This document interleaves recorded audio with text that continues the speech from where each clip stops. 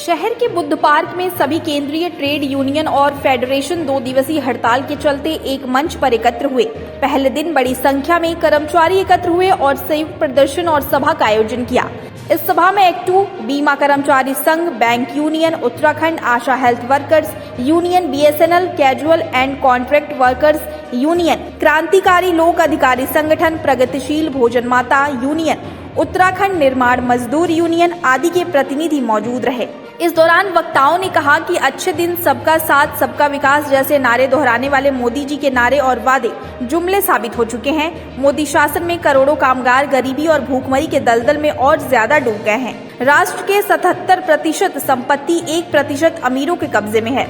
वक्ताओं ने कहा कि हर साल 2 करोड़ नौकरियां देने का वादा सहित आज तमाम श्रम कानूनों को ही खत्म कर दिया गया है। हायर एंड फायर की शैली में कार्य हो रहा है। इस सरकार ने केवल कॉर्पोरेट भारत बनाने का ताना बाना बुना है। इस दौरान कर्मचारियों ने जमकर नारेबाजी की और देर शाम तक बुद्ध पार्क में सभाओं का दौर जारी रहा। उधर रोडवेज स्थित बड़े डाकघर में भी कामकाज ठप रहा और कर्मचारियों ने सरकार की नीतियों और कर्मचारियों का हनन बताया। पुरानी पेंशन मांग, 5 दिन का कार्य सप्ताह जैसी मांगों को सामने रखा। आज हम इसलिए इकट्ठा हुए हैं यहाँ पर मजदूर संघ में, क्योंकि हमें कोई तनख्वाह नहीं मिलती। 15 साल हो गए हैं इसमें काम करते करते। हर काम हमको सौंपा जाता है लेकिन पैसा नहीं दिया जाता है। तो इसलिए हम यहाँ पर इकट्ठा हुए हैं अपनी मांगों को लेने के लिए। और सर, हमारी मांग है कि हमें मानदेय दिया जाए और हमें हर सुविधा दिया जाए कि यहाँ जो स्वास्थ्य विभाग के लिए होती है वो सुविधा हमें दिया जाए, लेकिन हमें कोई सुविधा नहीं दी जाती है यहाँ पे। ये अभी हमारे कल तक और जारी रहेगा सर। हमारी यही मांग है कि हमें सरकारी कर्मचारी घोषित किया जाए और हमारी मानदेय बनाया जाए। मानदेय होना चाहिए। मानदेय सरकार हमको इतना काम दे रही है तो उसका मानदेय भी फिक्स कर लेना चाहिए ना। वो प्रधानमंत्री जी कह रहे थे कि मैं ये करूंगा वो करूंगा, उन्होंने कुछ भी नहीं करा। ना मुख्यमंत्री जी कुछ कर पा रहे हैं। तो हमारा कहना है कि जैसे हमको या तो हमें काम नहीं दिया जाए इतना, हमें तो सिर्फ मातृ मृत्यु दर के लिए रोका गया था ना, रखा गया था। तो अगर उसके बदले इतना काम दे रहे तो हमारा उतना मानदेय भी कर दीजिए, बस हो गया। बाकी मैं तो अपनी बहनों के उससे इतना ही कहना चाहूंगी कि जिस तरीके से मेरी बहनों को काम कराया जा रहा है, गांव-गांव में जा जाके, शहर में जा जाके इतना काम कराया जा रहा है, तो उस तरह का मानदेय इनका या तो फिक्स कर दीजिए हमारा, बस हो गया। मैं सरोज रावत, ब्लॉक मुख्यालय में। हाँ, वहाँ भी चल रहा है हमारा राष्ट्रीय हड़ताल। खास तौर पे जो देश की संपत्तियां हैं, सार्वजनिक संपत्तियां, उसके निजीकरण के खिलाफ है, उनको बचाने की लड़ाई है। उसके साथ ही साथ जो श्रम कोड जो सरकार लेके आई है उसके खिलाफ है। और इस देश में जो महंगाई और बेरोजगारी लगातार बढ़ रही है उस पर रोक लगाएं।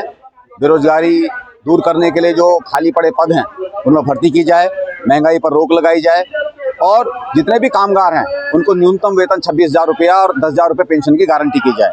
पुरानी पेंशन को बहाल किया जाए और इस देश के भीतर जो अंबानी अडानी के हिसाब से राज चल रहा है उसके बजाय मेहनत कशों के आधार पर नीतियां बने, मेहनत कशों को केंद्र में रख के नीतियां बने, इसके लिए हड़ताल। सर, क्या लगता है आपको?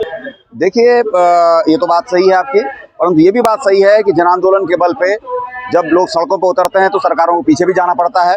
किसान आंदोलन ने दिखाया कि अगर पूरे जज्बे के साथ लड़ाई लड़ी जाए, पूरा आपका उद्देश्य साफ हो, आपकी बिल्कुल जो संगठन और आपका आंदोलन बिल्कुल स्पष्ट रणनीति लेके चले, तो सरकारें झुकती हैं। मोदी सरकार को भी झुकना पड़ा।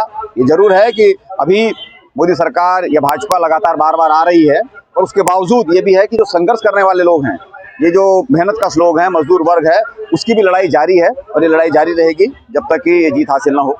हम लोग इस समय पूरा हल्द्वानी का पूरा नैनीताल डिवीजन, हमारा उधम सिंह नगर और नैनीताल डिवीजन के हैं, पूरी तरह से हड़ताल पे हैं। और हम हमारे सर्किल सेक्रेटरी विनय ढोडियाल जी हैं, ये दूसरे डिवीजन में, दूसरे सर्किल में भी बात कर रहे हैं। तो लगभग इस समय 95% हमारा स्टाफ जो है, पोस्टल स्टाफ हड़ताल पे है पूरी तरह से, और ये 2 दिन की हड़ताल पर रहेगा और हड़ताल हमारा बहुत सफल हड़ताल है। तो क्या लगता है आपको, दबाव में आएगी सरकार? देखिए सर, प्रयास हम करते रहेंगे और इसी तरह से हम प्रयास करते रहेंगे।